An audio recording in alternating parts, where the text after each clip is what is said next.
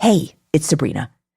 This week, The Daily is revisiting some of our favorite episodes of the year, listening back, and then hearing what's happened in the time since they first ran.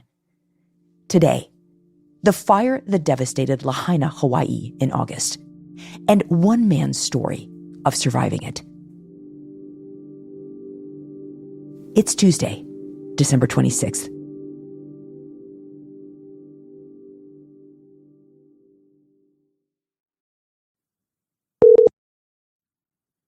Hello? Hi, is this Idris? Yes, it is. Hi. Idris, thank you for taking the time to talk to us. And I wonder, Idris, if you could introduce yourself for me. Tell me your name, your age, where you live, and what your profession is. My name is Ydriss Nouara. I'm 32 years old. I lived on Prison Street in Maui, Lahaina, and I was the manager at a Hilton property of the beach and pool, working sales. Got it. And I wonder if you could start by telling us just kind of from the beginning how your day started. So actually it was my first true day off in a long time. And I woke up in the middle of the night, which was Monday night, Tuesday morning, around 3 or 4 a.m. when we lost power.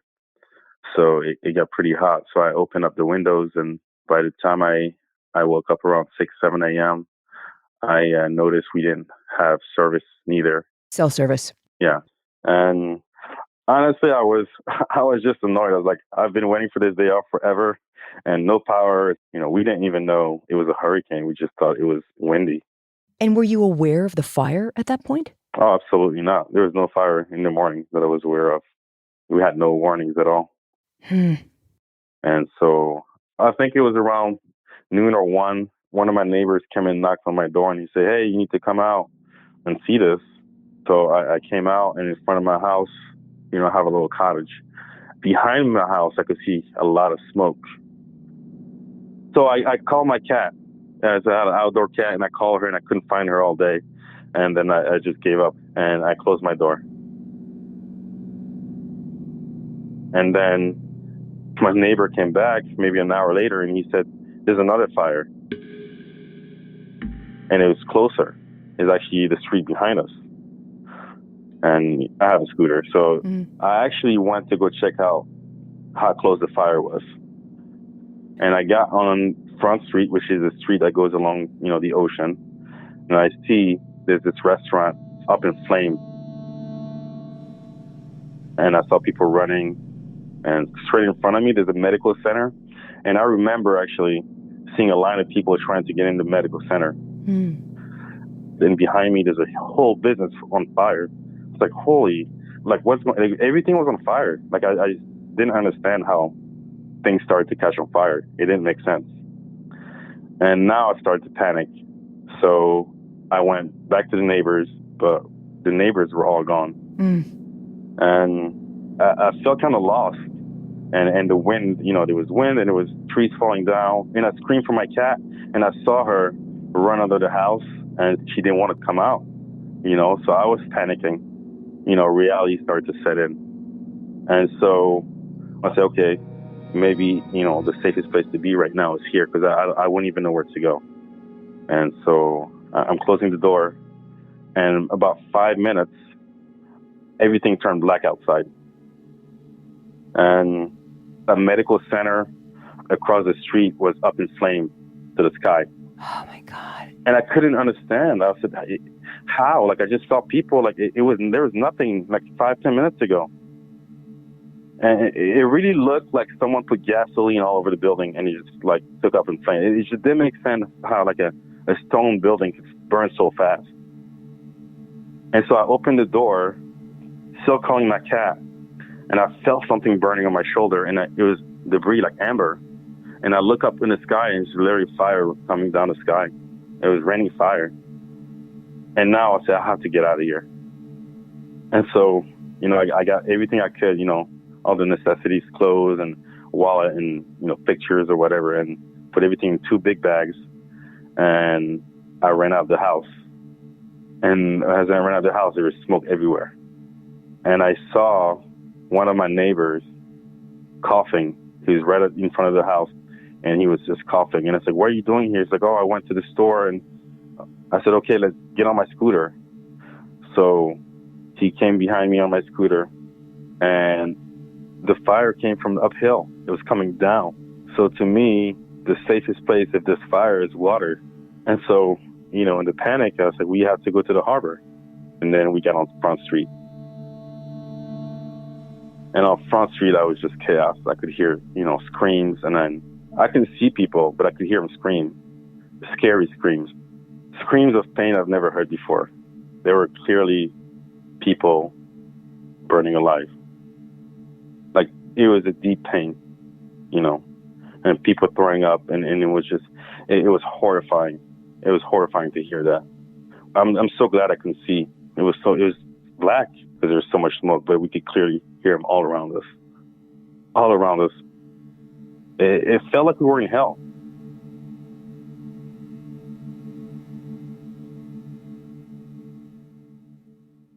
We'll be right back.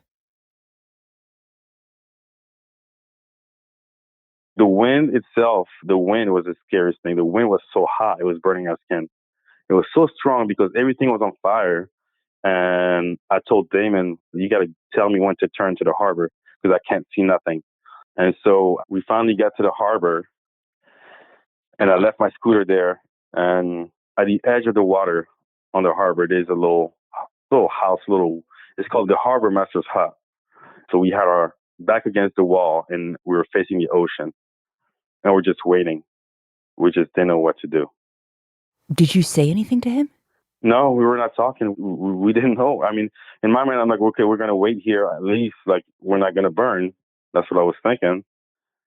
But a couple minutes waiting there, I saw a shadow just run and jump in the water on the side of the house. And I said, Damon, do you see this? And we look in the water. There's a big pitbull just drowning in front of us. He had the big head and yellow eyes. And I want to help him, but I didn't know if he was going to bite me or pull him with him in the water. Yeah.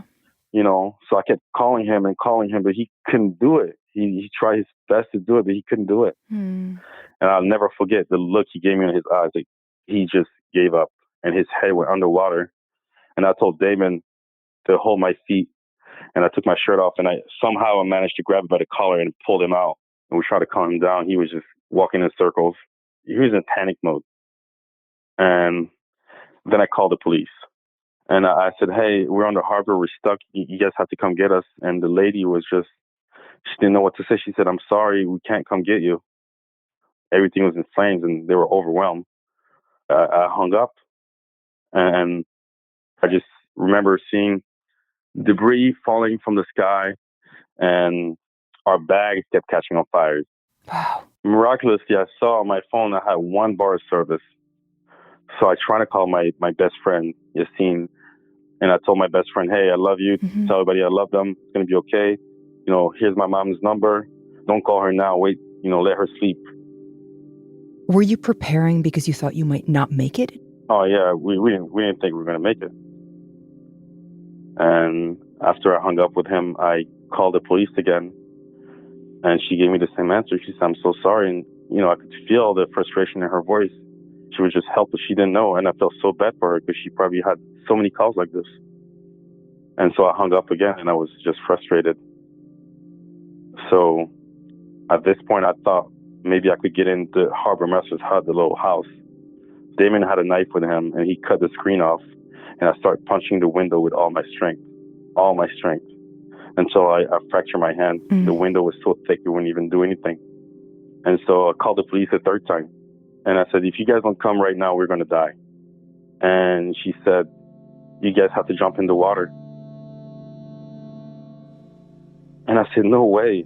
You want to jump in a hurricane at night, like with all this smoke? Like, there's no way we can jump. The water was crazy. And she said, you have no choice. You have to jump in the water. And I hung up, and I looked at Damon. I was like, we have to jump. And Damon said, there's no way I'm jumping. I'm not jumping. And I told him, listen, either we burn or we drown. And, I waited a couple more minutes. I tried to convince him, and I said, I'm jumping. There were rocks maybe 100 feet away or 150 feet. And I finally made it. And I looked back and I screamed at Damon, and he was just terrified. He was not, he was next to the dog. And I told him jump, and I kept screaming, and he just didn't want to. And I could see him hanging on to the harbor with half his body in the water. And I kept screaming, "You need to let go, you need to let go." And he screamed, my shoes are too heavy. And so I just made the decision to jump and go get him.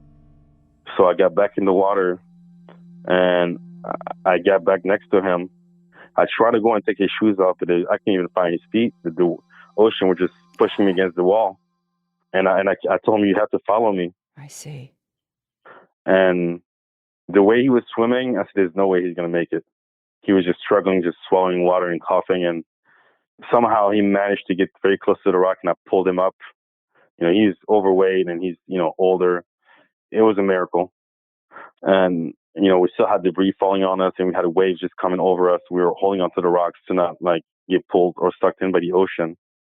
It was just a nightmare. And then I heard the dog screaming. So I was like, I have to go back.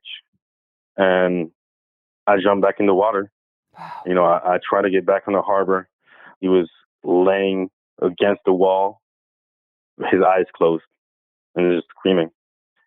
There's no way I could carry him. It's a big pit bull, and I had one, my hand was fractured or broken.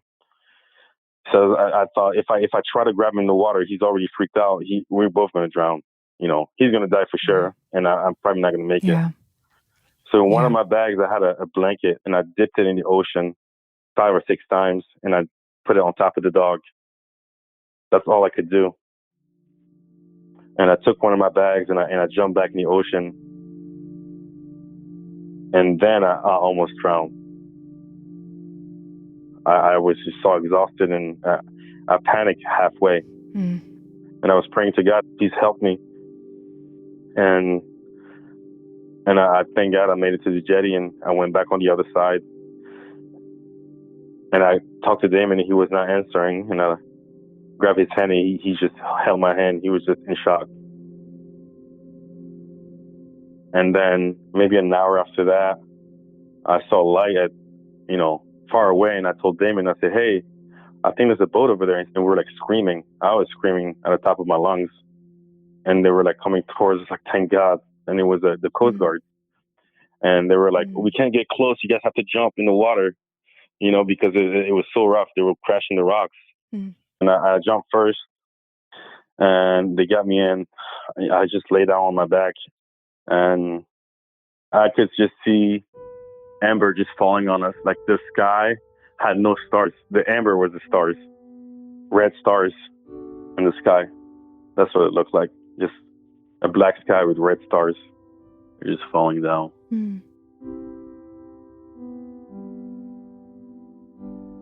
I was floating on the ocean, but I felt like I was floating in space.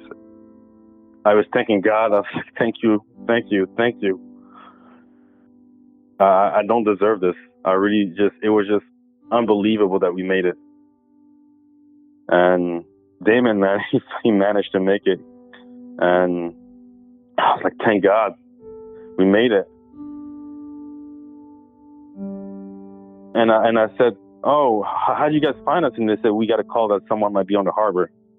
So I think that lady, she relayed the call and finally got to us. And so thank God we made it. And he said, "Oh, no, not yet. We still have to go through the storm." And I said, "Where are we going?" And he said, "We don't know. Everything's on fire."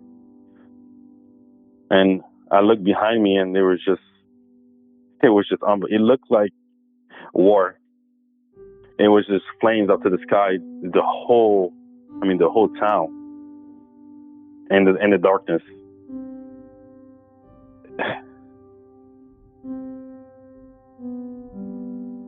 So we got to Maui High School. They made a shelter there.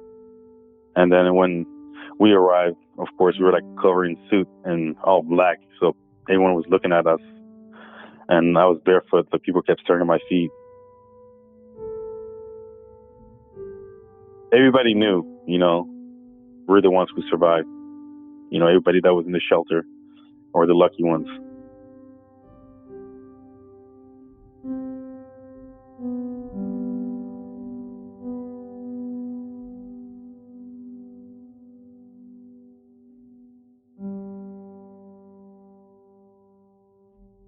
After the break, senior producer Lindsay Garrison shares an update on Idris, a survivor of Lahaina's fire.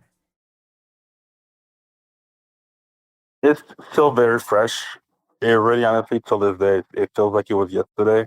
I'm at a hotel, and no one knows what's next, actually. I called Idris back in late November. He talked to me from a hotel.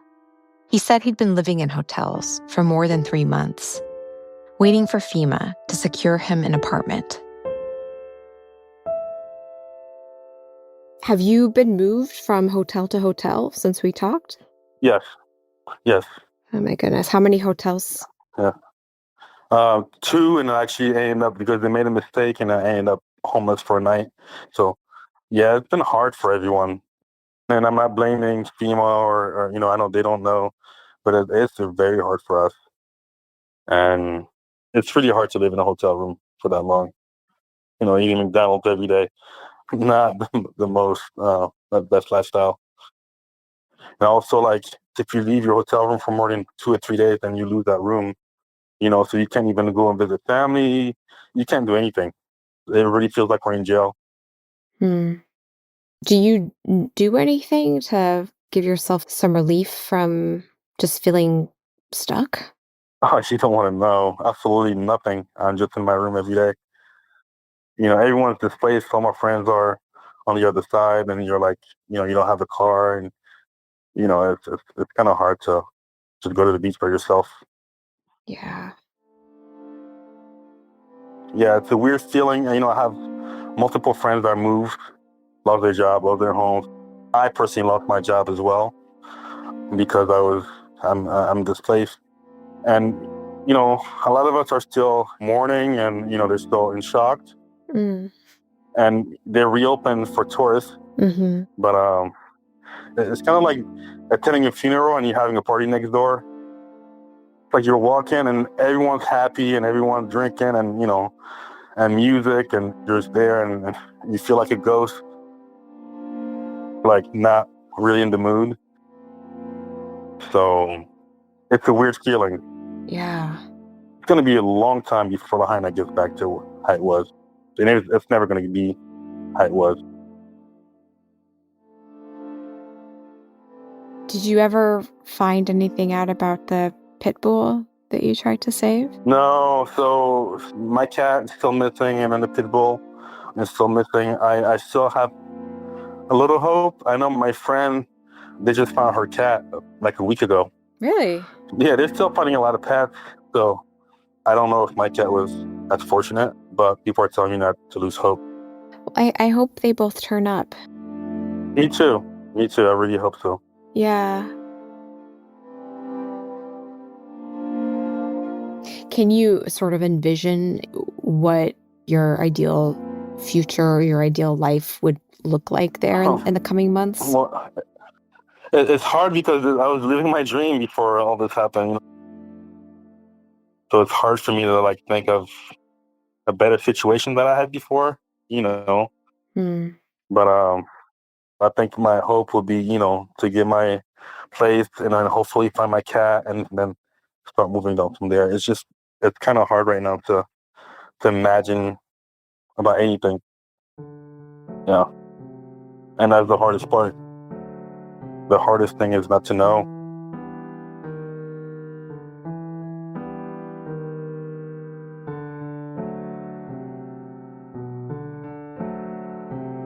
Today's episode was produced by Lindsay Garrison and Sydney Harper. It was edited by Liz O'Balin and Michael Benoit, with help from Lexi Diao. Contains original music by Marian Lozano, Rowan Nemisto, and Dan Powell, and was engineered by Alyssa Moxley. That's it for The Daily. I'm Sabrina Tavernisi. See you tomorrow.